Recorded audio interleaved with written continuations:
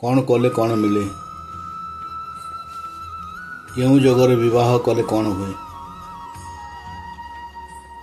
କନ୍ୟାର ବିବାହରେ ଗୁରୁଶୁଦ୍ଧି ଏବଂ ବିବାହରେ ରବିଶୁଦ୍ଧି ଏବଂ ବର ଓ କନ୍ୟାର ଚନ୍ଦ୍ରଶୁଦ୍ଧି ସମୟରେ ବିବାହରେ ଦାମ୍ପତ୍ୟ ସୁଖ ଭୋଗ ମିଳେ ଓ ବର କନ୍ୟା ସୁଖରେ କାଳଯାପନ କରନ୍ତି।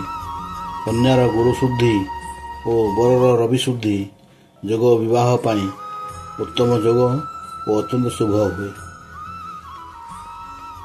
କେଉଁ ଯୋଗରେ ବିବାହ କଲେ ମୃତ୍ୟୁ ଯୋଗ ହୁଏ?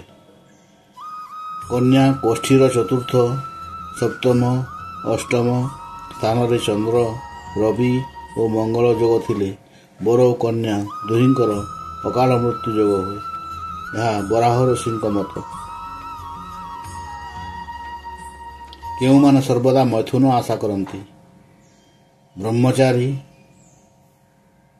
ବନ୍ଧା ହୋଇଥିବା ଘୋଡ଼ା, କବାଟ କୋଣରେ ବନ୍ଦିନୀ ରମଣୀ, ଅରଣ୍ୟ ନିବାସୀ ଯତି, କାମୁକ ପୁରୁଷ, ବିଳାସୀ ଧନିକ, ବିଟପୀ ନାରୀ, ଏମାନେ ସର୍ବଦା ମୈଥୁନ ପାଇଁ ହୁଅନ୍ତି ଘାରି।